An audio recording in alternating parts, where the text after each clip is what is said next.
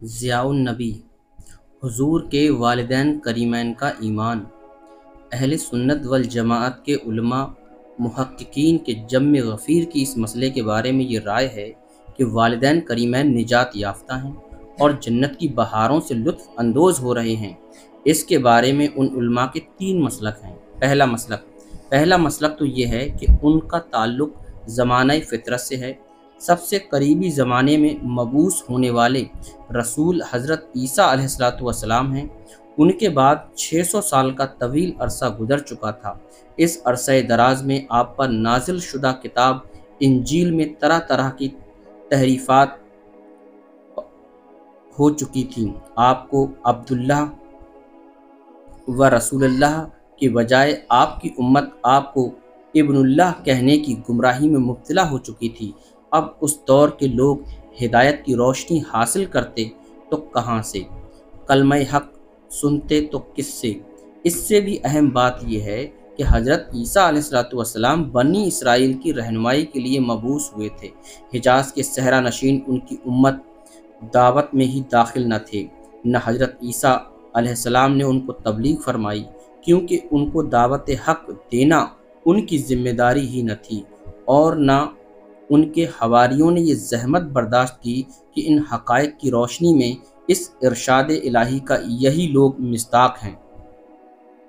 ہم کسی کو عذاب نہیں دیتے جب تک ان میں رسول مبعوث نہ فرمائیں۔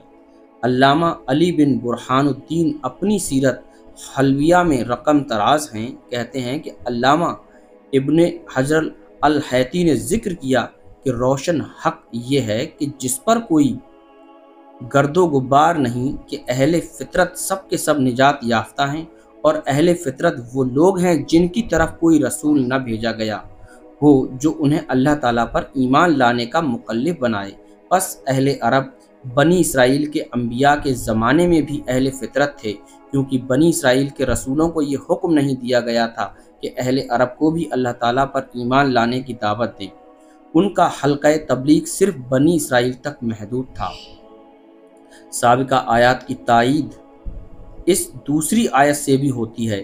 ارشاد ہے، اور نہیں ہے آپ کا رب ہلاک کرنے والا وسطیوں کو یہاں تک کہ بھیجے ان کے مرکزی شہر میں کوئی رسول جو پڑھ کر سنائے وہاں کے رہنے والوں کو ہماری آیتیں۔ علماء اکرام نے اہل فطرت کو 3 طبقوں میں تقسیم کیا ہے۔ پہلا طبقہ ان لوگوں کا ہے جنہوں نے اپنے نور بصیرت سے اللہ تعالیٰ کی توحید کے عقیدے تک رسائی حاصل کر لی، جیسے قس بن سعادہ، زید بن عمرو بن نفیل اور قوم تبا کے بعض بادشاہ۔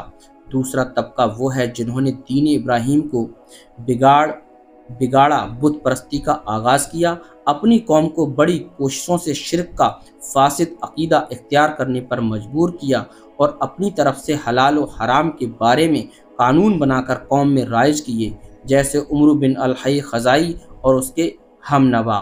اس طبقے کے جہنمی ہونے میں کوئی شک نہیں۔ تیسرا طبقہ جو اپنی غفلت اور بے خبری کی وجہ سے ہر قسم کے عقیدے سے بے نیاز رہا، نہ انہوں نے توحید خداوندی کا عقیدہ اپنایا اور نہ وہ شرک اور اصنام پرستی کے مرتکب ہوئے، یہ وہ طبقہ ہے جسے عذاب نہیں دیا جائے گا۔ کا مصداق یہی طبقہ ہے۔ حضور علیہ السلام کے والدین کریمین کے بارے میں ایک مسلک تو یہ ہے کہ وہ اہل فطرت میں سے تھے، نہ ان کے پاس اسماعیل علیہ السلام کے زمانے سے لے کر حضور صلی اللہ علیہ وسلم کی بعثت تک کوئی نبی آیا، نہ کسی نبی کی دعوت انہیں پہنچی، اور نہ انہوں نے اس نبی کے ساتھ کفر کیا، نہ اس کی دعوت کو مسترد کیا، اس لیے وہ نجات یافتہ ہیں۔ دوسرا مسلک علامہ حق علماء حق کا اس مسئلے کے بارے میں دوسرا مسلک یہ ہے کہ حضور کے والدین کریمین کا دامن شرک کفر سے کبھی داغدار نہیں ہوا۔ وہ ساری عمر اپنے جد کریم حضرت ابراہیم علیہ السلام کے دین پر ثابت قدم رہے۔ اللہ تعالیٰ کی وحدانیت اور یوم قیامت پر ان کا پختہ یقین تھا، مکارم الاخلاق کے زندہ پیکر تھے۔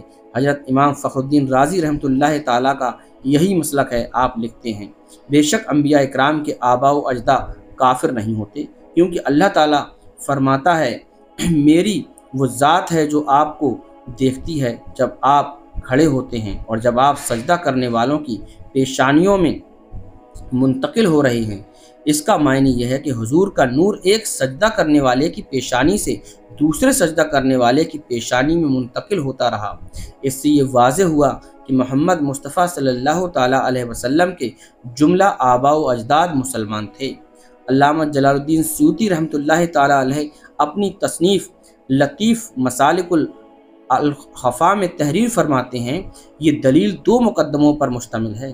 پہلا مقدمہ تو یہ ہے کہ احادیث صحیحہ سے ثابت ہے کہ نبی کریم صلی اللہ علیہ وسلم کے آباء و اجداد حضرت آدم سے لے کر حضرت عبداللہ تک اپنے ہم عصروں سے بہتر اور افضل تھے، اور ان کے ہم عصروں میں کوئی بھی ایسا نہ تھا جو ان سے بہتر اور افضل ہو۔ دوسرا مقدمہ یہ ہے کہ احادیث اور آثار سے یہ بات پائے ثبوت کو پہنچ چکی ہے کہ آدم علیہ السلام سے لے کر ہمارے نبی رؤوف الرحیم صلی اللہ تعالیٰ علیہ وسلم کے زمانہ بعثت تک کوئی ایسا دور نہیں آیا جب تک چند افراد دین فطرت پر نہ ہوں، جو صرف اللہ تعالیٰ کی عبادت کرتے ہوں، اسی لیے نمازیں پڑھتے ہوں، اور انہی کی برکت سے زمین کی حفاظت کی جاتی ہے۔ اگر وہ نہ ہو تو زمین اور جو کچھ اس کے اوپر ہے تباہ و برباد ہو جائے۔ اب اگر یہ تسلیم کیا جائے کہ حضور کے آباء و اجداد میں سے کوئی صاحب شرک و کفر کے مرتکب ہوئے، تو اب ہم پوچھتے ہیں کہ کیا وہ دوسرے ہم زمانوں سے افضل تھے یا نہیں؟ اگر افضل تھے تو لازم آئے گا کہ ایک کافر اور مشرک اہل ایمان سے افضل ہو۔ یہ امر قطعاً قابل تسلیم نہیں۔ اور اگر کسی زمانے میں حضور کے آباء و اجداد سے ان کے ہم عصر افضل ہوں تو یہ بھی درست نہیں، کیونکہ احادیث صحیحہ سے یہ امر پائے ثبوت کو پہنچ چکا ہے کہ حضور کے آباء و اجداد اپنے اپنے ہم عصروں سے افضل و اعلیٰ تھے۔ اس لیے تسلیم کیے بغیر کوئی چارہ نہیں کہ حضور کے سارے آباء و اجداد مومن اور موحد تھے اور اپنے تمام ہم عصروں سے اعلیٰ و ارفع شان کے مالک تھے۔ اب ہم وہ احادیث صحیحہ ذکر کرتے ہیں جن سے پہلے مقدمے کی تصدیق ہوتی ہے کہ حضور کے آباء و اجداد اپنے اپنے ہم عصروں سے افضل و اعلیٰ تھے۔ ابو نعیم نے دلائل النبوۃ میں کئی سنوں سے حضرت ابن عباس سے روایت کیا ہے کہ نبی کریم صلی اللہ علیہ وسلم نے ارشاد فرمایا کہ اللہ تعالیٰ ہمیشہ سے مجھے پاک پشتوں سے پاکیزہ رحموں میں منتقل فرماتا رہا، ہر آلائش سے پاک کر کے، ہر آلودگی سے صاف کر کے۔ جہاں کہیں سے دو شاخیں پھوٹیں وہاں اللہ تعالیٰ نے مجھے اس شاخ میں منتقل کیا جو ان دونوں میں سے بہتر تھی۔ امام ترمذی نے اس روایت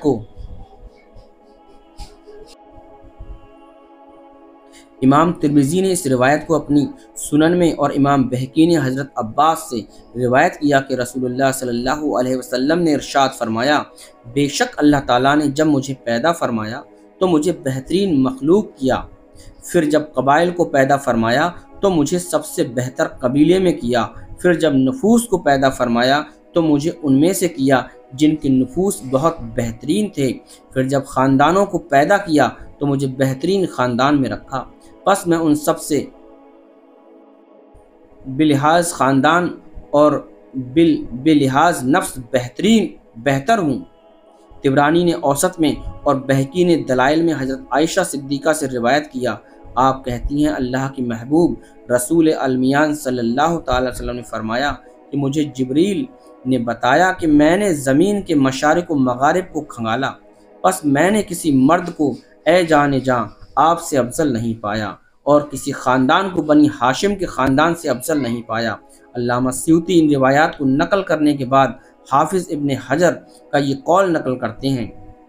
حافظ ابن حجر فرماتے ہیں کہ یہ بات سب کو معلوم ہے کہ کسی کا کسی سے بہتر ہونا، اللہ تعالیٰ کا کسی کو چننا اور کسی کو پسند کرنا، اور اس کی بارگاہ میں کسی کی افضلیت اس کے مشرک ہونے کے باوجود ہرگز نہیں ہو سکتی۔ ان روایات سے اس دلیل کا پہلا مقدمہ ثابت ہو گیا کہ حضور کے سارے آباء و اجداد اپنے اپنے زمانے میں اپنے اپنے ہم عصروں سے افضل و اعلیٰ تھے، اور یہ افضلیت اور یہ علو مرتبت اس وقت انہیں نصیب ہو سکتی ہے جب کہ وہ اللہ تعالیٰ کی توحید پر ایمان رکھتے ہوں اور ان کا عقیدہ شرک کی آلودگی سے ملوث نہ ہو۔ اب اس دلیل کے دوسرے مقدمے کے متعلق چند روایات ملاحظہ فرمائیں۔ عبد الرزاق نے المصنف میں معمر سے، انہوں نے ابن جریج سے، انہوں نے ابن مسیب سے روایت کیا ہے کہ سیدنا علی ابن ابی طالب رضی اللہ تعالیٰ عنہ نے فرمایا ہمیشہ روئے زمین پر کم از کم 7 مسلمان رہے ہیں، اگر یہ 7 مسلمان نہ ہوں تو زمین اور جو کچھ اس پر ہے سب کچھ تہس نہس ہو جائے۔ عبد الرزاق کہتے ہیں کہ یہ سند صحیح ہے اور شیخین کی شرط پر، اور یہ ایسی بات ہے کہ جو کوئی راوی اپنی رائے سے نہیں کہہ سکتا جب تک زبان نبوت سے وہ نہ سنے، اس لیے یہ حدیث مرفوع کے حکم میں ہے، یعنی سیدنا علی مرتضیٰ نے یہ ارشاد نبی کریم صلی اللہ علیہ وسلم کی زبان سے سنا اور پھر روایت کیا۔ ابن منذر نے اپنی تفسیر میں سند صحیح کے ساتھ ابن جریج سے رب جلنی مقیم الصلاۃ ومن ذریتی کی تفسیر نقل کی ہے۔ انہوں نے کہا ہے کہ حضرت ابراہیم علیہ السلام کی ذریت میں سے کچھ آدمی دین فطرت پر رہیں گے اور صرف اللہ تعالیٰ کی عبادت کریں گے۔ ان روایات کے علاوہ آیات قرآنی سے بھی اس امر کی تصدیق ہوتی ہے۔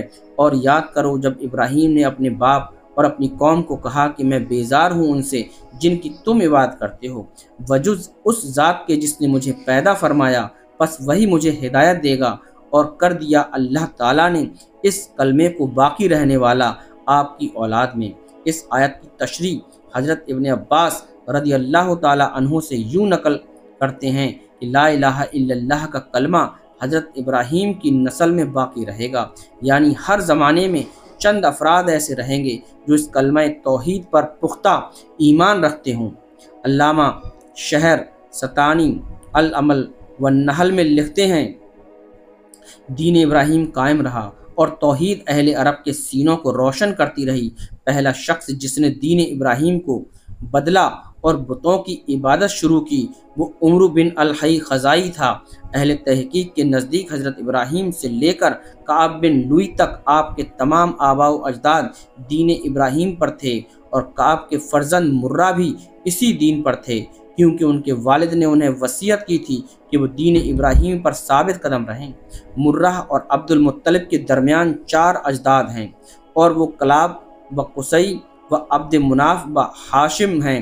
ان حضرات کے حالات میں ایسے شواہد کا آپ مطالعہ کر چکے ہیں جن سے ان کے عقیدہ توحید کا پتہ چلتا ہے۔ حضرت عبد المطلب کے بارے میں تو علامہ شہر ستانی کی رائے کا ذکر ہی کافی ہے۔ وہ اپنی مشہور تصنیف العمل والنحل میں لکھتے ہیں نبی کریم صلی اللہ علیہ وسلم کا نور عبد المطلب کے خد و خال میں چمکتا تھا۔ اس نور کی برکت سے حضرت عبداللہ کو ذبح کرنے کی بجائے نظر دینے کا انہیں الہام ہوا۔ اسی نور کی برکت سے وہ اپنی اولاد کو ظلم اور سرکشی کو ترک کرنے کا حکم دیتے تھے، مکارم الاخلاق کو اپنانے پر انہیں برانگیختہ کرتے تھے اور کمینی حرکتوں سے ان کو روکتے تھے۔ اسی نور کی برکت سے آپ میں یہ جرات پیدا ہوئی کہ آپ نے ابراہ کو کہا کہ اس گھر کا بھی ایک مالک ہے جو اس کی حفاظت کرنا جانتا ہے۔ نیز غزوہ حنین میں جب دشمنوں کی اچانک تیر اندازی سے لشکر اسلامی میں عارضی طور پر بھگدڑ مچ گئی تو حضور اپنے خچر پر سوار ہو کر تیروں کی بوچھاڑ میں میدان جنگ میں یہ رجز پڑھتے ہوئے تشریف لائے کہ میں سچا نبی ہوں، یہ جھوٹ نہیں ہے، میں عبد المطلب کا بیٹا ہوں۔ اگر عبد المطلب موحد نہ ہوتے تو حضور کبھی ان کی فرزندی پر فخر نہ کرتے، کیونکہ کافر کی فرزندی پر فخر کرنا ممنوع ہے۔ جن احادیث میں والدین کریمین کے مشرک یا معذب ہونے کا ذکر ہے وہ روایات ضعیف ہیں۔ اگر ان میں سے کوئی روایت ضعیف نہ بھی ہو تو زیادہ سے زیادہ خبر واحد ہوگی، اور خبر واحد آیات قطعیہ آیات کی مخصص یا ناسخ نہیں ہو سکتی۔ حاکم نے مستدرک میں جس حدیث کو صحیح کہا ہے اس کے بارے میں عقبہ نے یہ کہا تمہیں بخدا وہ صحیح نہیں۔ عثمان بن عمیر کو دار قطنی نے ضعیف کہا ہے۔ حافظ ذہبی نے اس حدیث کے بارے میں شرعی قسم کھا کر کہا ہے کہ ضعیف ہے۔ اس تحقیق کے بعد علامہ سیوطی کہتے ہیں جب اس مسئلے میں صرف ضعیف احادیث ہی ہوں تو اب اس مسئلے کے برعکس غور و فکر کرنے کی گنجائش کیا ہوگی۔ تیسرا مسلک، اس